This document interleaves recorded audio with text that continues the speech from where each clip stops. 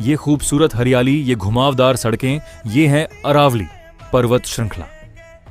भारत की सबसे पुरानी प्राकृतिक ढाल अरावली ही थार रेगिस्तान को रोकती है, बारिश के पानी को जमीन में उतारती है और राजस्थान से दिल्ली तक जलवायु को संतुलित रखती है।